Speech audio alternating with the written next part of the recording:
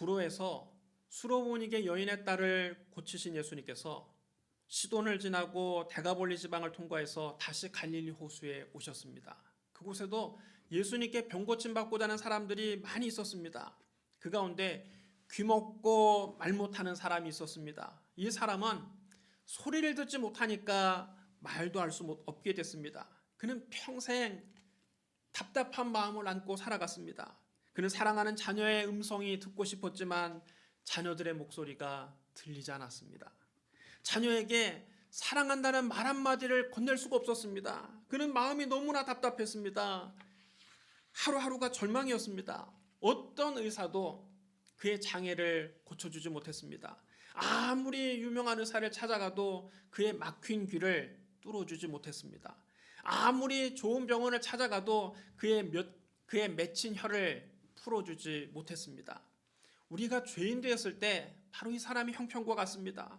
우리가 예수님을 만나기 전 우리의 영적인 상태가 바로 이 사람과 같은 것입니다. 우리는 죄로 말미암아 영의 눈이 멀고 영의 귀가 먹고 영의 입이 막혀버렸습니다. 아담과 하와가 범죄하기 전에는 그들이 에덴 동산에서 언제나 하나님과 교제를 나눴습니다. 그들은 하나님을 스스럼 없이 만날 수 있었고 항상 하나님의 음성을 들을 수 있었고 하나님 앞에 부끄러움 없이 말할 수 있었습니다. 하나님께서 아담아 부르시면 아담이 제가 여기 있나이다 대답했습니다. 친밀한 교제를 나눴습니다. 그러나 죄를 지은 인간은 더 이상 하나님을 볼 수가 없고 하나님의 음성을 들을 수가 없고 하나님 앞에서 말할 수도 없었습니다. 영의 눈이 멀어졌고 영의 귀가 먹었고 영의 입은 막혀버렸습니다. 영적으로 캄캄해졌습니다. 영적으로 답답해졌습니다.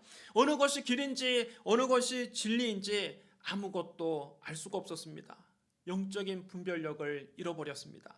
내가 어디서 와서 왜 살며 어디로 가는지 알지 못한 채 세상에서 방황했습니다. 여러분, 우리가 예수님 밖에 있을 때 그러지 않습니까? 내가 어디서 와서 왜 살고 있으며 어디로 가는지 알지 못한 채 세상에서 방황하며 살았습니다.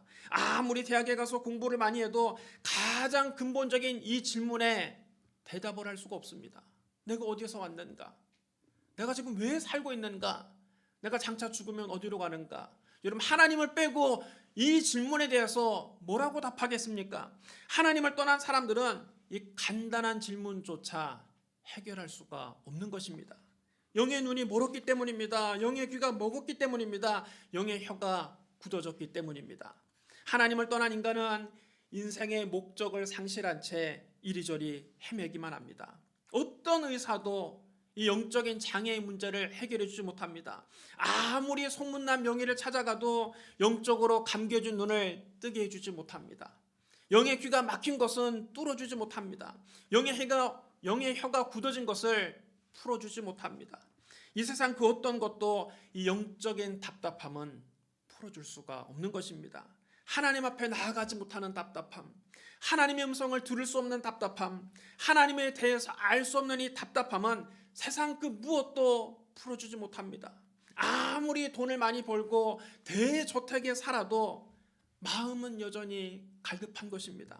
세상에서 명예와 권력을 얻어도 마음 한구석은 이상하게 허전합니다. 사람들에게 박수갈채를 받는 대스타가 돼도 집에 돌아와서 거울을 쳐다보면 왠지 모를 공허함이 있습니다. 술을 마시고 육체의 쾌락을 즐겨도 그 끝은 항상 허무합니다. 마음 한 군데가 뻥 뚫린 데가 있습니다. 세상 것으로 채울 수 없는 텅 빈 공간이 있습니다. 영의 눈이 열리고 영의 귀가 열리고 영의 혀가 풀리기 전에는 그 무엇으로도 영적인 공허함은 채울 수가 없는 것입니다. 무엇을 해도 그저 캄캄하고 답답할 뿐입니다. 무엇을 가져도 만족함이 없습니다. 아무리 재산을 많이 가져도 아무리 높은 지위에 올라가도 아무리 사람들에게 큰 인기를 얻어도 여전히 마음 한가운데 뻥 뚫린 것은 채워지지가 않는 것입니다. 영적인 갈급함은 세상의 부귀나 명예나 인기나 권력으로 채울 수 없는 것입니다. 누가 우리의 이 영적으로 닫혀진 눈을 뜨게 하고 영적으로 닫혀있는 눈을 뜨게 하고 막혔던 영의 귀를 뚫어주시고 굳어진 혀를 풀어줄 수 있겠습니까? 우리 영의 눈을 뜨게 하시고 영의 귀를 열어주시고 영의 혀를 풀어줄 수 있는 분은 오직 예수 그리스도 한 분밖에 없습니다. 예수님 외에 그 무엇으로도 이 영적인 장애는 극복할 수가 없는 것입니다. 오늘 본문에 귀먹고 말 못하는 사람도 세상에서 이름난 명의들을 찾아가 보았습니다. 유명한 병원도 찾아가 보았습니다. 그러나 아무도 그를 고쳐주지 못했습니다. 사람들이 이 귀먹고 말 못하는 사람을 예수님께 데리고 와 안수해달라고 간청했습니다. 그런데 예수님은 그를 데리고 멀리 따로 한적한 곳으로 가셨습니다.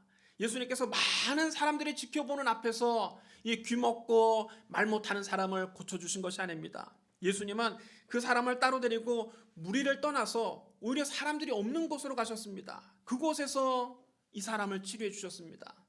여기서 우리는 예수님께서 병든 사람을 고쳐주시는 동기를 알 수가 있습니다. 예수님은 자신의 능력을 과시하기 위해서 이 사람을 치료해 주신 것이 아닙니다. 세상의 명의들은 자신의 수술 경력을 자랑합니다. 내가 심장병 환자 2,000명을 수술해서 고쳐주었다. 암 환자 3,000명을 치료했다.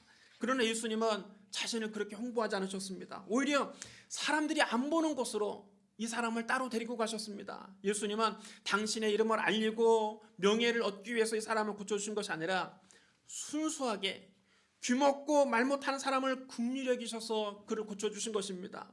예수님이 이 사람이 평생 동안 듣지도 못하고 말하지도 못한 채 답답하게 살아가는 모습을 보니까 너무 안타까운 겁니다. 사랑하는 가족들에게 따뜻한 말 한마디 건네지 못하고 사랑하는 자녀들의 음성조차 듣지 못하는 그의 답답한 인상을 딱딱하게 여기시고 이 사람을 치료해 주신 것입니다. 주님이 이 사람을 치료해 주신 동기는 오직 사랑과 긍휼입니다. 그래서 아무도 보지 않는 곳으로 이 사람을 따로 데리고 가신 것입니다. 예수님이 그의 귀에 손가락을 넣으시고 손에 침을 뱉어서 그의 혀에 갖다 대셨습니다. 여기서 우리는 주님의 따뜻한 사랑을 느낄 수 있습니다. 성경에는 예수님이 병자들을 고친 여러 가지 방법이 나옵니다. 예수님께서 가장 많이 사용하신 방법은 말씀으로 병자들을 치료하신 것입니다. 예수님은 하늘과 땅의 모든 권세를 다 가지신 성자 하나님이십니다. 예수님 말씀에는 권세가 있기 때문에 예수님 말씀 한마디면 기적이 일어납니다. 예수님 말씀을 아멘으로 받아들이고 믿음으로 받아들이는 사람에게는 치료 역사가 나타납니다. 아무리 큰 병이라 할지라도 38년 동안 알아누운 환자라 할지라도 예수님 말 한마디면 깨끗이 나아버렸습니다. 그런데 이 사람은 듣지를 못합니다. 왜 예수님께서 그의 귀에 손가락을 넣으시고 그의 혀에 손을 갖다 대시며 그를 치료해 주셨을까요? 왜 이렇게 특별한 방법을 사용하셨을까요? 예수님께서 이 사람의 특별한 형편과 사정을 고려하신 것입니다. 아무것도 들을 수 없는 사람에게는 무슨 말을 해도 소용이 없는 것입니다. 예수님께서 네 귀가 열릴지어다, 네 혀가 풀릴지어다 말씀하셔도 이 사람은 그 말씀을 들을 수가 없습니다. 이 사람은 아무것도 느낄 수가 없습니다. 말로는 이 사람에게 하나님의 사랑이 느껴지지 않습니다. 그래서 예수님은 부드러운 손가락을 그의 귀에 넣으시고 예수님의 침이 묻은 촉촉한 손으로 그의 혀에 갖다 대셔서 이 사람이 하나님의 사랑을 충분히 느낄 수 있도록 하신 것입니다. 예수님은 저와 여러분을 찾아오실 때에도 우리 한 사람 한 사람의 형편과 사정을 고려해서 찾아오십니다. 예수님은 개인적으로 여러분을 찾아오십니다. 예수님은 당신의 양떼를 돌보실 때 양떼를 한낱 숫자로 보지 않습니다. 오늘 여기 몇 명이 모였구나. 야, 많이 모여서 난 기분이 좋다. 오늘은 적게 모여서 기분이 나쁘다. 예수님 그렇지 않습니다. 숫자를 세지 않습니다. 선한 목자는 자기의 양의 이름을 알고 각각 그 이름을 불러내서 그 양을 인도한다 그랬습니다. 예수님은 저와 여러분 한 사람 한 사람의 이름을 다 알고 계십니다. 여러분의 이름을 알고 예수님이 여러분을 돌보십니다. 예수님은 저와 여러분 한 사람 한 사람에게 세심한 관심을 가지고 계십니다. 예수님 말씀하셨습니다. 나는 선한 목자라. 나는 내 양을 알고 양도 나를 아는 것이 아버지께서 나를 아시고 내가 아버지를 아는 것과 같으니. 예수님은 저와 여러분의 한 사람 한 사람의 형편과 사정을 누구보다 잘 알고 계십니다. 나보다 나를 더 잘 아시는 분이 주님이십니다. 예수님 말씀하셨습니다. 너희에게는 머리털까지 다 세신바 되었나니. 여러분 따라 시원합니다. 너희에게는 머리털까지 다 세신바 되었나니. 나도 내 머리카락이 몇 개인 줄 모릅니다. 매일 머리를 감을 때마다 100개씩 빠지고 100여 개씩 빠지고 또 새로 납니다. 나도 내 머리카락이 몇 개인 줄 모르는데 주님이 내 머리카락 숫자까지 다 알고 계신다는 것입니다. 여러분 이게 무슨 뜻입니까? 내 속사정을 주님이 나보다 더 잘 아신다는 것입니다. 여러분 우리 가정의 사정, 내 직장의 사정, 우리 사업장의 사정, 나의 경제적인 사정, 우리 자녀들의 사정, 나의 병든 몸의 사정을 하나님이 다 알고 계신다는 뜻입니다. 주님은 내가 처한 사정을 세심하게 살피시고 내 사정에 맞게 나를 찾아오십니다. 주님은 귀먹고 말 못하는 사람의 사정을 고려하지 않고 일방적으로 네 귀가 열릴지어다, 네 혀가 풀릴지어다 선언하지 않으셨습니다. 이 사람이 하나님의 사랑을 충분히 느낄 수 있도록 세심하게 배려하시면서 그를 고쳐주신 것입니다. 오늘 주님은 저와 여러분을 찾아오실 때에도 저와 여러분을 개인적으로 찾아오십니다. 주님은 저와 여러분 한 사람 한 사람에게 세심한 관심을 가지고 찾아오십니다. 그리고 그 따뜻한 사랑으로 우리를 품어주십니다. 오늘 예수님의 따뜻한 사랑을 체험하시기를 주님의 이름으로 축복합니다. 그 다음 예수님은 하늘을 우러러보시고 탄식하셨습니다. 예수님께서 이 사람의 답답한 사정에 공감하신 것입니다. 이 사람의 마음과 예수님의 마음이 하나가 된 것입니다. 예수님께서 사람을 치료하실 때 그냥 형식적으로 고쳐주신 것이 아닙니다. 예수님은 사람을 대하실 때 사무적으로 대하시지 않습니다. 예수님은 능력이 많으시니까 대충 네 병에서 나을지어다 한마디 툭 무심하게 던져주고 가신 것이 아닙니다. 이 사람의 아픔을 주님은 당신의 아픔으로 공감하셨습니다. 이 사람이 평생 사랑하는 자녀들의 음성도 듣지 못한 채 살아온 그 답답한 세월을 주님이 함께 느끼시고 함께 탄식하신 것입니다. 주님이 이 사람과 함께 탄식하셨습니다. 오늘 예수님은 우리와 함께 탄식하십니다. 아무도 내 사정을 몰라주고 아무도 내 형편을 모르고 난 몰래 혼자 이불 속에 들어가서 베갯잎을 적시며 탄식할 때에도 주님은 그 자리에도 나와 함께 계시고 그 자리에서 나와 함께 탄식하십니다. 여러분 이불 속에서 혼자 울 때 예수님도 그곳에서 함께 탄식하십니다. 온 세상 날 버려도 주 예수님은 나를 버리지 않습니다. 주님이 끝까지 나를 돌보십니다. 세상 사람들은 내 사정을 다 몰라도 우리 주님만은 내 사정을 아십니다. 그리고 나와 한마음이 되셔서 내가 느끼는 고통을 주님도 함께 느끼시고 내가 느끼는 아픔도 주님이 함께 느끼시고 내가 느끼는 외로움도 주님이 함께 느끼시고 내가 느끼는 답답함도 주님이 함께 느끼시고 내가 탄식할 때 주님도 함께 탄식하십니다. 이 귀먹고 말 못하는 사람이 한평생 답답하고 외롭게 살아왔는데 주님은 그와 함께 탄식하셨습니다. 예수님은 그와 마음을 같이 하셨습니다. 그런 후에 예수님께서 그에게 말씀하셨습니다. 에바다. 에바다는 아람어입니다. 주님은 주로 아람어를 사용하셨습니다. 그 당시 서민들이 아람어를 사용했기 때문에 예수님도 아람어를 사용하셨습니다. 그 당시 지식인들은 헬라어로 말을 하고 헬라어로 글을 썼습니다. 하지만 시장에서 장사하는 사람들, 밭에 나가서 일하는 품꾼들, 바다에 나가서 고기 잡는 어부들은 다 아람어를 사용했습니다.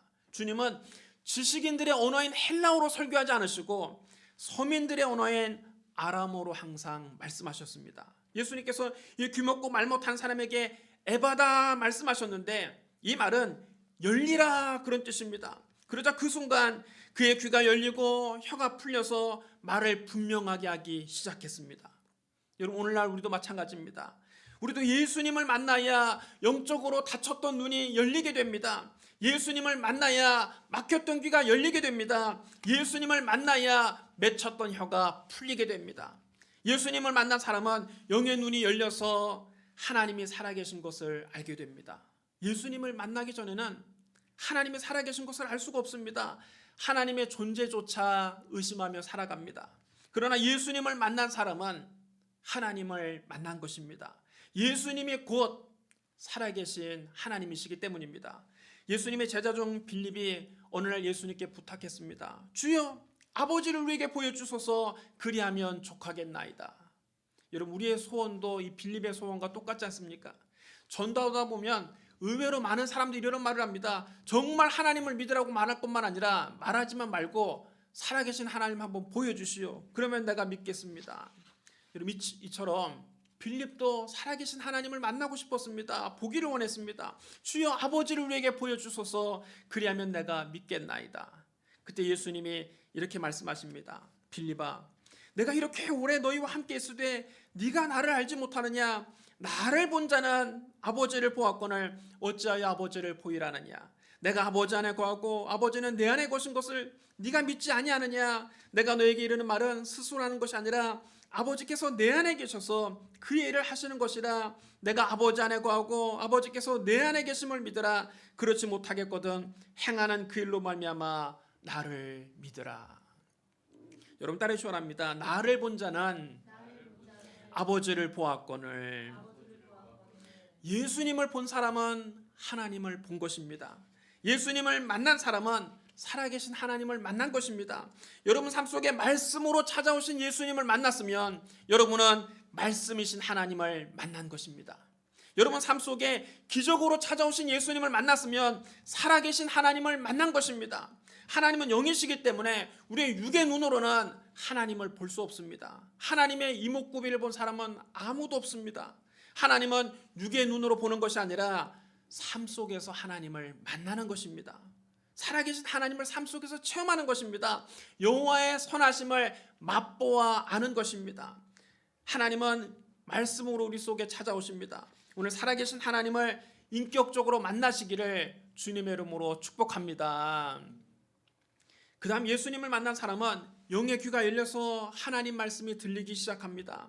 예수님을 나의 구주요 나의 그리스도시요 살아계신 하나님의 아들로 만나기 전에는 성경을 아무리 읽어도 무슨 뜻인지 하나도 모릅니다. 아무리 대학을 나오고 대학원을 졸업하고 석사학위 박사학위를 받아도 예수님을 인격적으로 만나기 전에는 성경 말씀의 진정한 의미를 모르는 것입니다.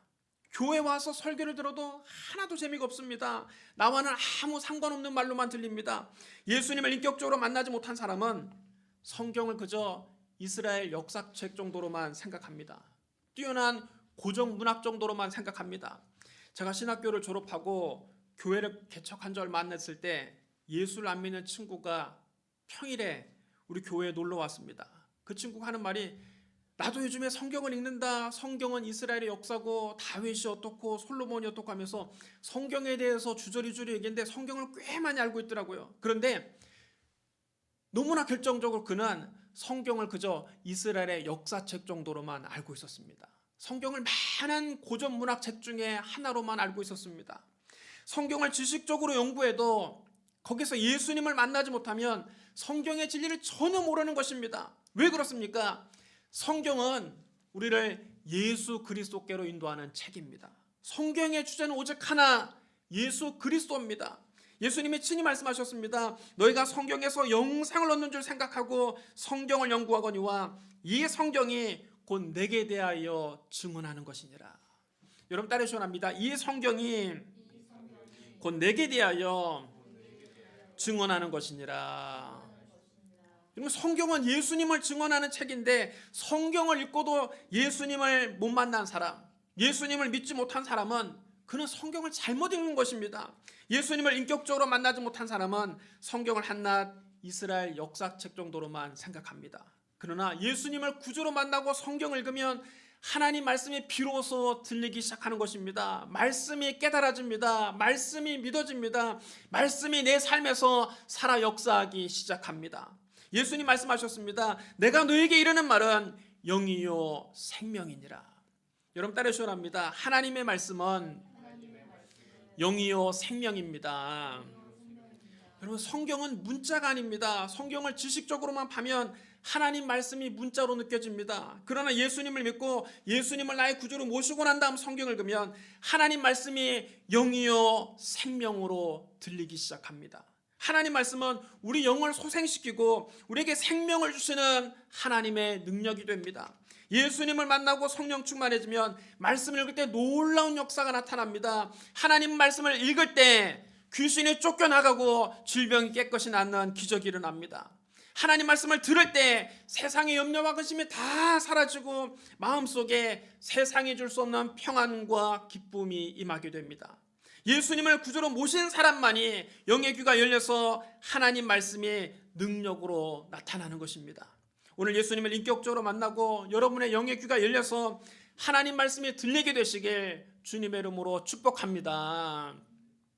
그 다음 예수님 만나면 혀에 맺힌 것이 풀리면서 기도가 터지기 시작합니다.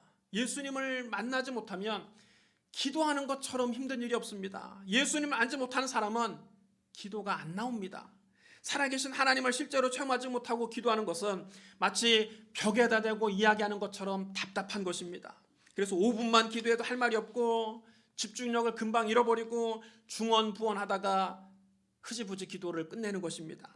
기도는 우리가 머릿속으로 말을 지어내서 하는 것이 아닙니다. 논리적으로 잘하려고 말을 지어내서 하는 것이 아닙니다. 예수님을 만나고 성령님을 내 안에 모시면 성령께서 기도가 터지게 하십니다. 성령께서 우리 속에서 말할 수 없는 탄식으로 우리를 위해서 친히 간구해 주시기 때문입니다. 로마서 8장 26절에 이렇게 기록되어 있습니다. 이와 같이 성령도 우리의 연약함을 도우시나니 우리는 마땅히 기도할 바를 알지 못하나 오직 성령이 말할 수 없는 탄식으로 우리를 위하여 친히 간구하시니라. 여러분 따라해 주셔야 합니다. 오직 성령이 말할 수 없는 탄식으로 우리를 위하여 친히 간구하시니라. 여러분 이것이 영으로 하는 기도입니다. 예수님을 만나고 성령 충만을 받아서 혀에 맺힌 것이 풀어지면 방언이 터지고 기도가 열리는 것입니다. 부활하신 예수님이 승천하시기 직전에 제자들에게 말씀하셨습니다. 예루살렘을 떠나지 말고 내게서 들은 바 아버지께서 약속하신 것을 기다리라. 요한은 물로 세례를 베풀었으나 너희는 몇 날이 못되어 성령으로 세례를 받으리라. 제자들은 주님이 말씀하신 대로 마가의 다락방에 모여서 약속하신 성령을 간절히 기다렸습니다. 그들은 열흘 동안 오로지 기도에 힘쓰며 성령님을 기다렸습니다. 오순절날이 이르자 호련히 하늘로부터 급하고 강한 바람 같은 소리가 있어 그들이 앉은 온 집에 가득했습니다.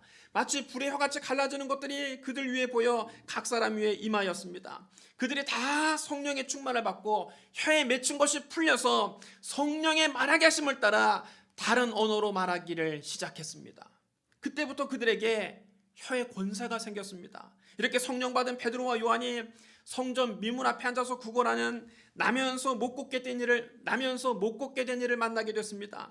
그가 베드로와 요한이 성전에 올라가는 것을 보고 내가 저 사람들에게서 무엇을 얻을 수 있을까?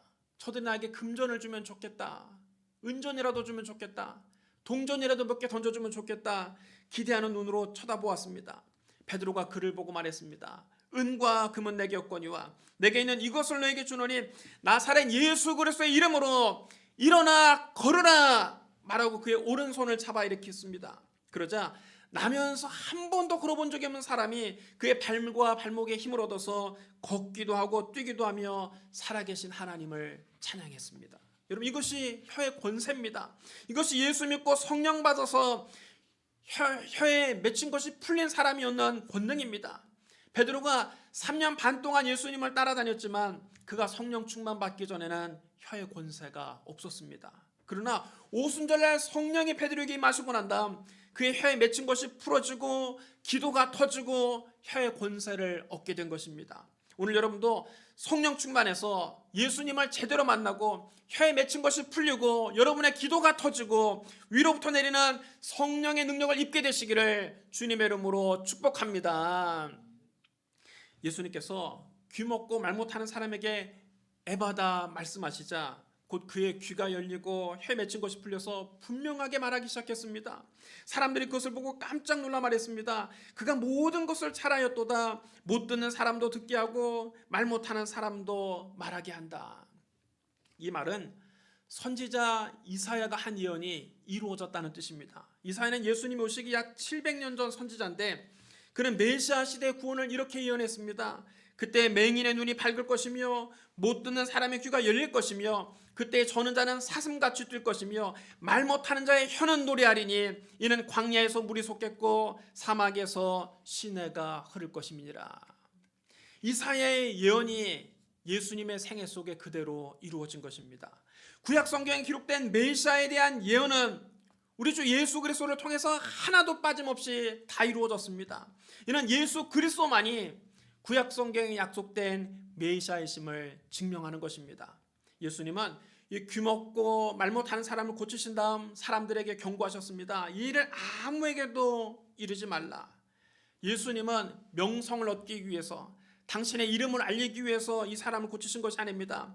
주님이 이 사람을 고치신 동기는 순수하게 이 사람을 불쌍히 여기시고 이 사람을 사랑하셨기 때문에 고쳐주신 것입니다. 그래서 이 사실을 아무에게도 알리지 말라고 경고하셨습니다. 그러나 예수님께서 경고하실수록 그들은 나가서 더 널리 이 소식을 전파했습니다. 주님의 사랑을 체험한 사람, 주님의 능력을 체험한 사람, 주님을 제대로 만난 사람은 주님을 전하지 않고는 견딜 수가 없습니다. 전도는 살아계신 예수님을 만났다는 가장 확실한 증거입니다. 여러분도 살아계신 주님을 만나고 살아계신 주님을 담대하게 전파하시기를 주님의 이름으로 축원합니다. 사랑하는 성도 여러분, 예수님을 만나야 영의 눈이 열리고 영의 귀가 열리고 혀에 맺힌 것이 풀어집니다. 예수 그리스도는 어제나 오늘이나 영원토록 동일하십니다. 예수님은 오늘날에도 우리에게 동일하게 역사하십니다. 주님은 저와 여러분의 형편과 사정을 누구보다 잘 아십니다. 주님 우리에게 찾아오셔서 하나님의 뜨거운 사랑을 느끼게 하십니다. 주님은 우리와 함께 탄식하시며 우리에게 말씀하십니다. 에바다, 열리라. 오늘 여러분의 눈이 열리고 여러분의 영적인 귀가 열리고 혀에 맺힌 것이 다 풀어지게 되기를 주님의 이름으로 축복합니다. 우리 기도하겠습니다. 사랑과 은혜가 풍성하신 하나님 아버지, 우리가 예수님을 만나기 전 영의 눈이 멀고 영의 귀가 막히고 영의 혀가 맺힌 채로 살아왔습니다. 오늘 예수님을 만나고 우리 영의 눈이 열리고 영의 귀가 열리고 혀에 맺힌 것이 풀어지기를 원합니다. 에바다, 열리라. 주님 우리에게 말씀하여 주시옵소서. 오늘 영의 눈을 뜨게 하여 주옵소서. 영의 귀가 열리게 하여 주옵소서. 혀에 맺힌 것이 풀어지게 하여 주옵소서. 성령이여 우리에게 충만히 임하여 주시옵소서. 예수님 이름으로 감사하며 기도드리옵나이다. 아멘.